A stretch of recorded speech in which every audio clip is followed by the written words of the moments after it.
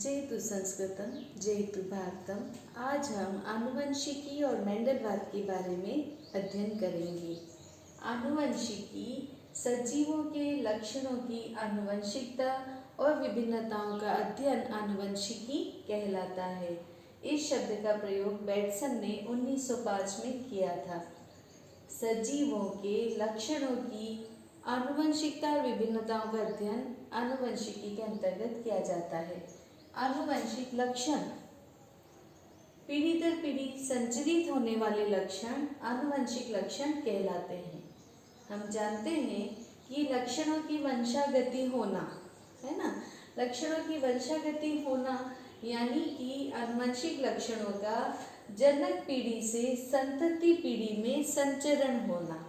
ये जो शब्द है ये हम जब मेंडलवाद पढ़ेंगे तो ये बार बार आएंगे, इसलिए इनका जानना हमें बहुत जरूरी है। तो इस शब्द का प्रयोग स्पेंसर ने 1863 में किया था। वंशागति क्या है? आनुवंशिक लक्षणों का जनक पीढ़ी से संतति पीढ़ी में संचरण। अब मेंडलवाद क्या है? हम ग्रेगर जॉन मेंडल के नाम से अपरिचित नहीं हैं। 1822 से 1884 उनका समय रहा है। आनुवंशिकी के जनक कहलाते हैं मेंडल, और मेंडल ने जो नियम दिए थे वो मेंडलवाद कहलाते हैं। मेंडल के जो नियम थे, जब मेंडल ने ये अपने नियमों का प्रकाशन किया था तो उस समय जो वैज्ञानिक थे वो चार्ल्स डार्विन की पुस्तक की चर्चा में उलझे हुए थे। चार्ल्स डार्विन की पुस्तक कौन सी? The origin of species. और जो मेंडल के निष्कर्ष थे वो उस समय के हिसाब से वहाँ के वैज्ञानिकों की सोच और समझ से परे थे, और ये सांख्यिकी और अनुपात पे आधारित थे, काफ़ी जटिल भी थे। फिर एक वैज्ञानिक हुए थे कार्ल मेगेली। उन्होंने एक पौधा था हाइरारकम, उसके ऊपर जो मेंडल के प्रयोगों को अप्लाई करने की कोशिश करी तो उन्हें वैसा परिणाम नहीं मिले, तो उन्होंने कहा नहीं ये नियम गलत है। तो बहुत समय तक मेंडल के नियमों को मान्यता नहीं मिल पाई।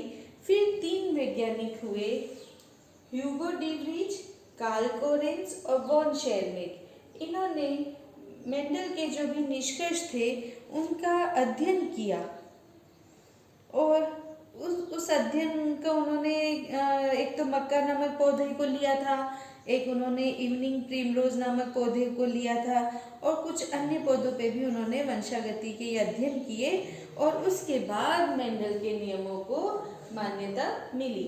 तो मेंडल के नियमों की पुनः खोज करने का श्रेय होता है Hugo de Vries, Carl Correns और वॉन शेरमेक। सफलता का कारण क्या था कि मेंडल ने जो इतने जटिल प्रयोग किए और उनको सफलता मिली? तो सफलता के 3 कारण हम कह सकते हैं। एक समय में उन्होंने एक लक्षण की वंशागति का अध्ययन किया। दूसरा, सावधानी पूर्वक उन्होंने जितने भी आंकड़े एकत्र किए थे उनका सांख्यिकी विश्लेषण बड़े अच्छे से किया। और तीसरा, पादप चुनाव यानी पौधे का चुनाव, जो मटर के पौधे को चुना, ये भी उन्होंने सावधानी पूर्वक किया। उस प्रयोगों के दौरान जो शुद्ध गुण वाले पौधों का चयन करना होता था या विषम गुण वाले पौधों का चयन करना होता था, वो सब कार्य उन्होंने बड़ी सावधानी पूर्वक किए, और यही कारण था कि उन्हें अपने प्रयोगों में सफलता मिली। प्रश्न आता है कि मटर के पौधे के चयन के कारण क्या थे? ये जो हम पढ़ रहे हैं ये एक तरह से प्रश्नों के उत्तर ही समझ सकते हैं। हम इसी तरह से शॉर्ट में पढ़ते जाएंगे। मटर के पौधे का चयन का कारण ये था, सबसे पहला तो कि ये 1 वर्षीय पौधा है, तो हम कम समय में अनेक पीढ़ियों का अध्ययन कर सकते हैं। दूसरा आता है कि ये पौधा द्विलिंगी भी है। द्विलिंगी यानी पुंमंग और जायंग दोनों इसमें उपस्थित होते हैं पुष्प में। तो द्विलिंगी पौधा होने से इसमें स्वपरागण भी और परपरागण भी दोनों ही तरह के प्रयोगों को आराम से निष्कर्ष निकाल सकते थे। तो द्विलिंगी पौधा होने से स्वपरागण द्वारा शुद्ध गुणों वाले पौधे यानी कि समयुग्मजी, शुद्ध गुणों वाले पौधे जैसे शुद्ध लंबा, शुद्ध बोना, तो शुद्ध लंबे के जीन क्या होते हैं, बड़ा टी बड़ा टी।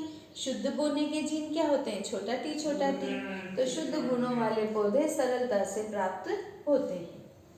तीसरा होता है विपुंसन द्वारा कृत्रिम परपरागण भी आसानी से हो सकता है। वि यानी अलग करना, पुंसन यानी पुंकेसर। पुंकेसरों को अलग करके जब कृत्रिम परपरागण क्रिया कराने की प्रयोग थे तो वो भी आसानी से हुए। और चौथा है इसका कारण कि इसमें विपर्यासी लक्षणों के जोड़े उपस्थित है। विपर्यासी यानी विपरीत लक्षणों वाले जोड़े। विपरीत लक्षण कैसे, इस पौधे में 7 लक्षण विपरीत हैं। पहला हो जाता है पादप की ऊंचाई यानी लंबा और बोना। दूसरा होता है पुष्प की स्थिति यानी कक्षस्थ और अक्षीय।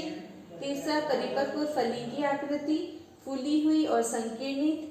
चौथा अपरिपक्व फली का रंग हरा और पीला।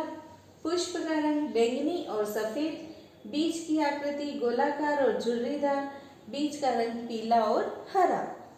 तो इस तरह से इस पौधे में 7 विपर्यासी लक्षण थे, जिसमें से एक लक्षण प्रभावी और विपरीत दूसरा जो लक्षण है वो अप्रभावी।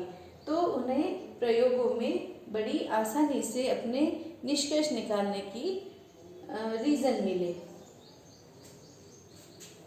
मटर पौधे के चयन के कारण 4 हैं। 1 वर्षीय पौधा होने से कम समय में अनेक पीढ़ियों का अध्ययन। द्विलिंगी पौधा होने से शुद्ध गुणों वाले पौधे सरलता से प्राप्त होते हैं। विपुंसन द्वारा कृत्रिम परपरागण आसानी से हो सकता है और विपर्यासी लक्षणों के जोड़े होना। फिर आ जाता है जीन। जीन किसे कहते हैं? मेंडल ने जीन के लिए कारक शब्द का प्रयोग किया था। उसके बाद जो जॉनसन हुए उन्होंने जीन शब्द का प्रयोग किया था। तो जीन क्या है? किसी भी एक लक्षण को नियंत्रित करने वाले कारक।